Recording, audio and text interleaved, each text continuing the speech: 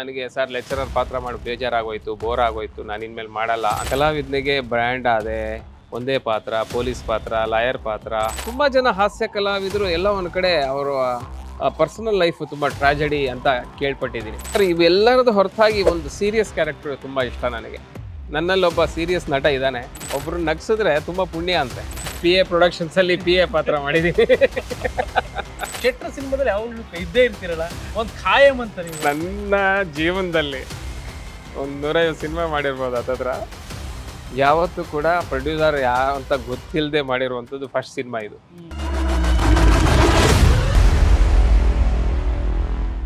ನಮಸ್ತೆ, ನೀವು ನೋಡ್ತಾ ಇದ್ರೆ ಫಿಲ್ಮ್ ಬೀಟ್ ಕನ್ನಡ. ನಾನು ಯಶವಂತ್. PA ಪ್ರೊಡಕ್ಷನ್ಸ್ ಮೂಲಕ ಕೊತ್ತಲವಾಡಿ ಸಿನಿಮಾ ಬರ್ತಾ ಇರೋದು ನಿಮ್ಗೆಲ್ಲರೂ ಕೂಡ ಗೊತ್ತೇ ಇದೆ.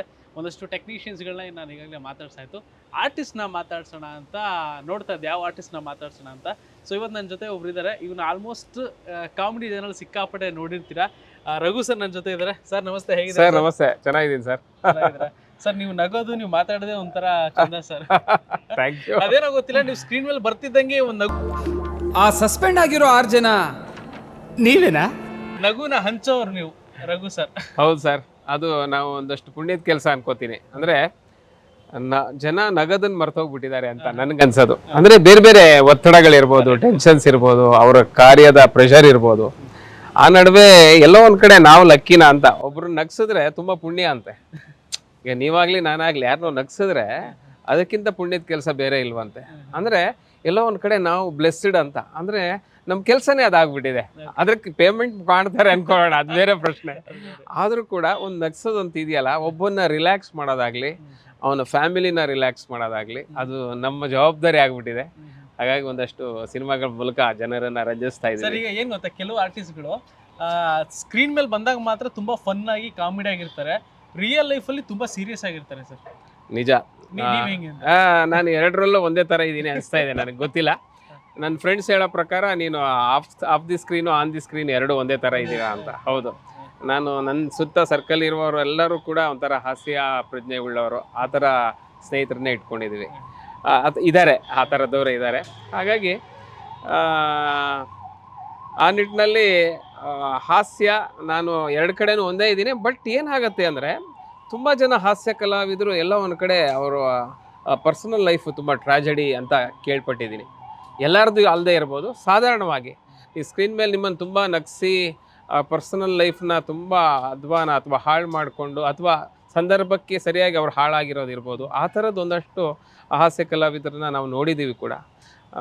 ನಮಗೆ ಎಷ್ಟು ಜವಾಬ್ದಾರಿ ಇದೆ ಅಂದರೆ, ಒಂದು ಸ್ಕ್ರೀನ್ ಮೇಲೆ ಬಂದಾಗ ನಿಮ್ಮ ಪಾತ್ರ ನೋಡಿದಾಗ, ಅಥವಾ ಆ ಪಾತ್ರದ ಒಳ ಗುಟ್ಟು ನೋಡಿದಾಗ ನಾವು ಹಾಸ್ಯ ಅಲ್ಲಿ ಕೊಡಬೇಕು ಸ್ಕ್ರೀನ್ ಮೇಲೆ ಅಂತ. ಆದರೆ ನಮ್ಮ ಪರ್ಸ್ನಲ್ ಲೈಫಲ್ಲಿ ಎಲ್ಲೋ ಒಂದು ಕಡೆ ಎಷ್ಟೇ ಕಷ್ಟ ಇರಲಿ, ನೋವಿರಲಿ, ಅದನ್ನು ನಾವಲ್ಲಿ ತೋರಿಸ್ಕೊಳಕ್ಕಾಗೋದಿಲ್ಲ.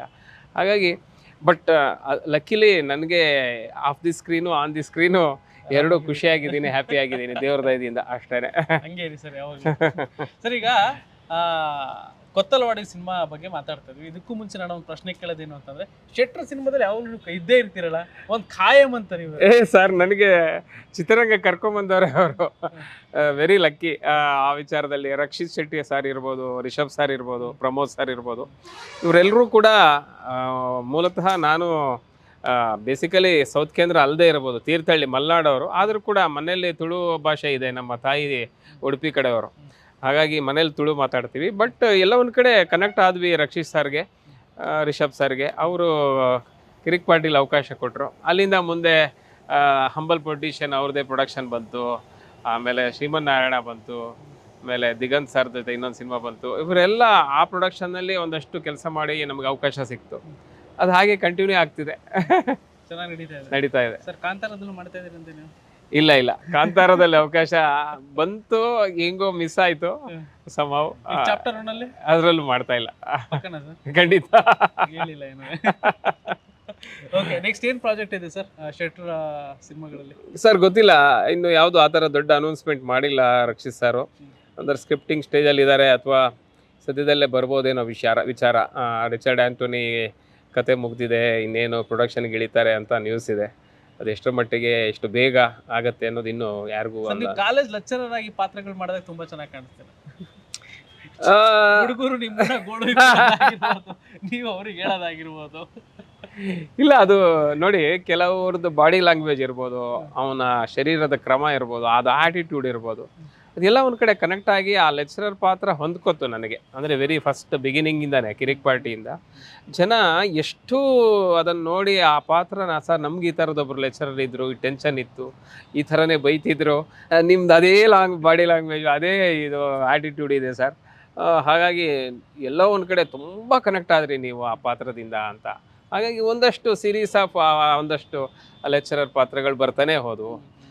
ಒಂದಷ್ಟು ಬ್ರ್ಯಾಂಡ್ ಆದೆ, ಒಂದಷ್ಟು ಮ್ಯಾನೇಜರು, ಲಾಯರು, ಈ ಥರದ್ದೇ ಪಾತ್ರಗಳು ಸಿಗ್ತಾ ಹೋದವು. I am happy. ನಿಮಗೆ ಯಾವ ತರ ಪಾತ್ರ ಮಾಡಕ್ಕೆ ಇಷ್ಟ ಸರ್?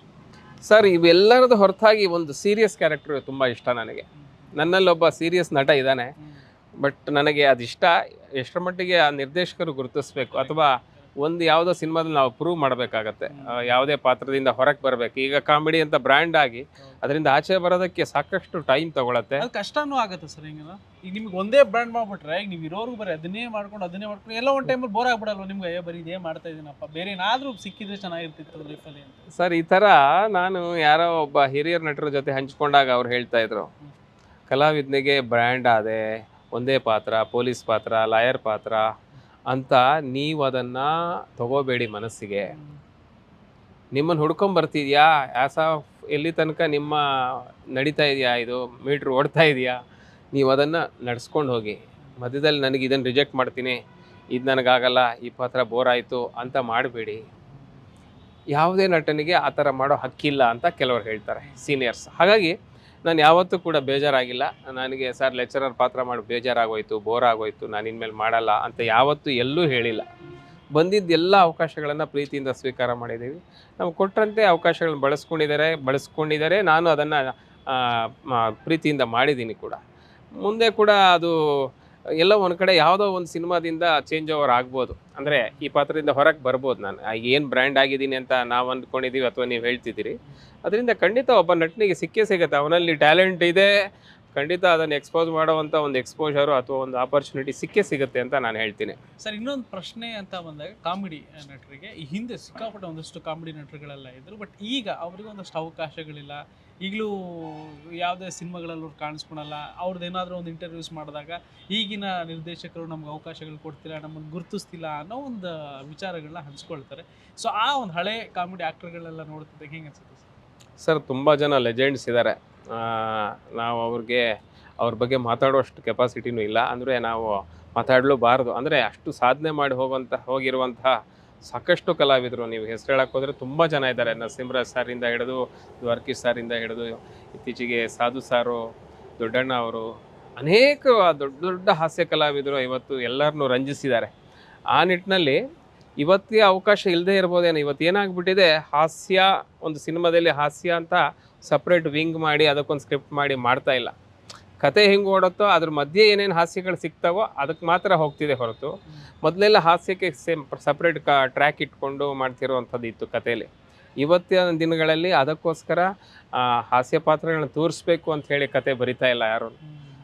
ಕತೆಗೆ ಓಟಕ್ಕೆ ಎಲ್ಲಿ ಸಿಗುತ್ತೋ ಹಾಸ್ಯಗಳ ಸನ್ನಿವೇಶಗಳು ಅದು ತಕ್ಕನಾಗಿ ಹೋಗ್ತಾ ಇದೆ ಹೊರತು, ಮೊದಲಿನ ಥರ ಈಗ ನರಸಿಂಹರಾಜು ಸರ್ಗೆ ಅವ್ರಿಗೇನೆ ಒಂದು ಪಾತ್ರ ಬರಿತಾಯಿದ್ರು ಅಥವಾ ಒಂದು ಸ್ಕ್ರಿಪ್ಟ್ ಬರಿತಾಯಿದ್ರು, ದ್ವಾರಕೀಶ್ ಸರ್ಗೆ ಬರಿತಾಯಿದ್ರು. ಈ ಥರದ್ದೊಂದಷ್ಟಿತ್ತು. ಸಾಧು ಸಾರ್ ಬಂದರೆ ಅವ್ರಿಗಂತಲೇ ಸ್ಕ್ರಿಪ್ಟ್ ಮಾಡೋದು ಇವತ್ತಿಗೂ ಇದೆ ಅದು.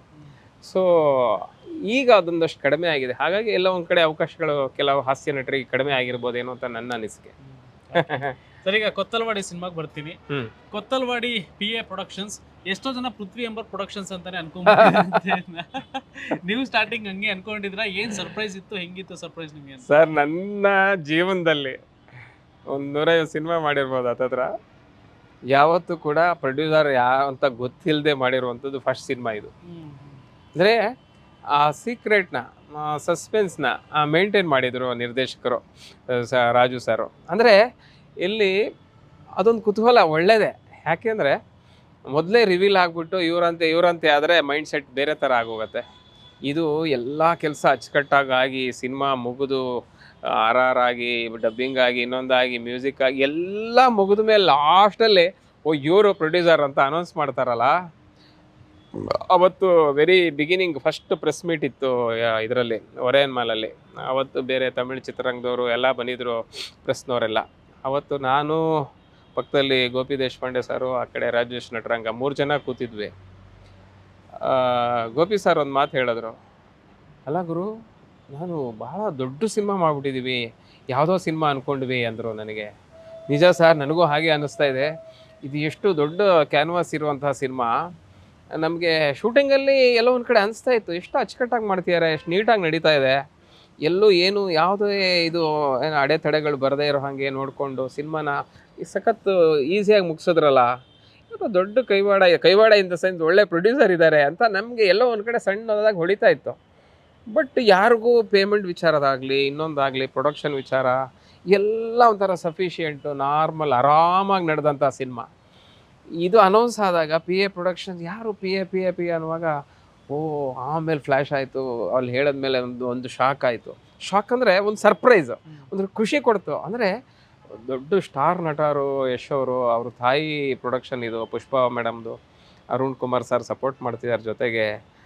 ನಾವೆಲ್ಲ ಎಷ್ಟು ಲಕ್ಕಿ ಅಪ್ಪ, ಒಂದು ದೊಡ್ಡ ಕ್ಯಾನ್ವಾಸ್ ಸಿನಿಮಾದಲ್ಲಿ ಇದೀವಲ್ಲ ಅಂತ ಎಲ್ಲ ಒಂದು ಕಡೆ ಭಾಳ ಸಂತೋಷ ಆಯಿತು. ಆ ಸರ್ಪ್ರೈಸ್ ಇವತ್ತಿಗೂ ಇದೆ ನನಗೆ. ಎಷ್ಟು ಒಂಥರ ಹೆಸರು ಬೇಳೆ ತುಂಬ ಕ್ಯಾಚಿ ಆಗಿದೆ ಇದರದ್ದು. ಕೊತ್ತಲವಾಡಿ ಅನ್ನೋದೇ ನೀವೆಲ್ಲೂ ಕೇಳೇ ಇರಲ್ಲ. ಅದು ತಲಕಾಡು ಹತ್ರ ಒಂದು ಹಳ್ಳಿ, ಅದು ಊರು. ಆ ಊರಿನ ಹೆಸರೇ, ಅಲ್ಲೇ ನಡೆದಿರುವಂಥದ್ದು ಚಿತ್ರೀಕರಣ. ಆಲ್ಮೋಸ್ಟ್ ಒಂದು 60-70% ಅಲ್ಲಾಗಿದೆ. ಸೊ ಅದೇ ಹೆಸರಿಟ್ಟಿದ್ದಾರೆ. ಜನಕ್ಕೂ ಅದು ಕ್ಯಾಚಿ ಆಗಿದೆ. ಇವತ್ತು ಎಲ್ಲ ಕಡೆ ಕೊತ್ತಲವಾಡಿ ಅನ್ನೋದು ಜನಕ್ಕೆ ರೀಚ್ ಆಗ್ತಾ ಇದೆ. ಸಿನಿಮಾ ಕೂಡ ಅದ್ಧೂರಿಯಾಗಿ ಬಂದಿದೆ, ತುಂಬ ಚೆನ್ನಾಗಿ ಮಾಡಿದ್ದಾರೆ ಕಥೆಯನ್ನು. ಖುಷಿ ಆಯಿತು. ನಿಮ್ಮ ಪಾತ್ರ ಸರ್ ಈ ಸಿನಿಮಾದಲ್ಲಿ? ನಾನು ಇದರಲ್ಲಿ ಬಾಬಣ್ಣ ಅಂತ ಒಂದು ಕ್ಯಾರೆಕ್ಟರ್ ಬರುತ್ತೆ. ಅಂದರೆ ಅದು ನಾನಲ್ಲ, ಅದು ಗೋಪಿ ದೇಶಪಾಂಡೆ ಸರು. ಅವರು ಒಬ್ಬ ಕಾರ್ಪೊರೇಟ್ರು, ಅಂದರೆ ಒಬ್ಬ ರಾಜಕಾರಣಿ. ಒಂದು ಗ್ರಾಮೀಣ ಭಾಗದಲ್ಲಿ, ಅಂದರೆ ಪಂಚಾಯತ್ ಲೆವೆಲಲ್ಲಿ ಎಲೆಕ್ಷನಿಗೆ ನಿಂತು ಗೆದ್ದು, ಆತ ಗೆದ್ದ ಮೇಲೆ ಒಂದು ಪಿ ಎನ ನೇಮಕ ಮಾಡ್ಕೋತಾನೆ. ಆ ಪಿ ಎನೇ ನಾನು. ಪಿ ಎ ಪ್ರೊಡಕ್ಷನ್ಸಲ್ಲಿ ಪಿ ಎ ಪಾತ್ರ ಮಾಡಿದ್ದೀನಿ. ಸೊ ಆ ರೀತಿ ಒಂದು ಪಾತ್ರ. ಅಂದರೆ ಆ ಬಾಬಣ್ಣ ಅನ್ನೋ ಕ್ಯಾರೆಕ್ಟರ್ಗೆ, ಅಂದರೆ ಗೋಪಿ ಸರ್ ಮಾಡಿರೋ ಪಾತ್ರಕ್ಕೆಲ್ಲ ಬ್ರೈನ್ ಗೇಮ್ ಎಲ್ಲ ನಂದೇನೆ. ಏಯ್ ಗುರು, ಇದು ಮಾಡುವ, ಇದಾದ್ರೆ ಇದಾಗತ್ತೆ, ಅವರು ಎಲ್ಲೋ ಬೇರೆ ಏನೋ ಓಡ್ತಾ ಇರೋ ತಲೆಯಲ್ಲೇ, ಬಟ್ ನಾನು ಎಲ್ಲ ಒಂದು ಮಧ್ಯದಲ್ಲಿ ಏನೋ ಒಂದು ಹಾಕ್ತೀನಿ ಕಾಳು. ಅದು ಏನೋ ಟ್ವಿಸ್ಟ್ ತೊಗೊಳತ್ತೆ, ಅದು ಉರ್ಕೊಳತ್ತೆ, ಬೆಂಕಿ ಹತ್ಕೊಳತ್ತೆ. ಅಂದರೆ ಸಿನಿಮಾ ಕಥೆಯಲ್ಲಿ ಹೇಳಿದ್ದು ನಾನು. ಸೊ ಈ ಥರದ್ದು ಚುಚ್ಚುವಂಥ ಕೆಲಸ, ಬತ್ತಿ ಇಡುವಂಥ ಕೆಲಸ ನಂದಾಗತ್ತೆ. ಅದು ಸಿನಿಮಾದು ಬೇರೆ ಶೇಪ್ ತೊಗೊಳತ್ತೆ, ಟರ್ನ್ ತೊಗೊಳತ್ತೆ. ಅದನ್ನು ನೀವು ಚಿತ್ರದಲ್ಲೇ ನೋಡಬೇಕು, ಕುತ್ಕೊಂಡು ಸ್ಕ್ರೀನ್ ಮೇಲೆ ನಾವು ಎಂಜಾಯ್ ಮಾಡಬೇಕು. Yes sir. ಸರ್, ಈಗ ಸಾಕಷ್ಟು ವಿಚಾರಗಳನ್ನ ಹೇಳಿದ್ರಿ sir. Thank you so much sir. Thank you. ಹಂಚ್ಕೊಟ್ರಿ, ಮಾತಾಡಿದ್ರಿ. Thank you. ತುಂಬ ಖುಷಿ ಆಯಿತು. ಫಿಲ್ಮಿ ಬೀಟ್ ಅಂತೂ ನಾನಂತೂ ಯಾವಾಗಲೂ ನೋಡ್ತೀನಿ. ಸಿನಿಮಾದ ಎಕ್ಸ್ಕ್ಲೂಸಿವ್ ಚಾನಲ್ ನಿಮ್ಮದು. ಅದು ಎಷ್ಟು ಚೆನ್ನಾಗಿ, ಎಷ್ಟು ಕಲಾವಿದರನ್ನ ಮುಂದೆ ತಂದು ನಿಲ್ಲಿಸಿದ್ದೀರಿ ನೀವು. ನಿಮ್ಮ ಈ ಕೆಲಸ ಇನ್ನಷ್ಟು ನಡೀಲಿ, ನಮ್ಮಂತಹ ಕಲಾವಿದರಿಗೆ ಸಪೋರ್ಟ್ ಮಾಡ್ತಾನೆ ಇರಿ. Thank you so much. ಧನ್ಯವಾದ. Thank you sir. Thank you.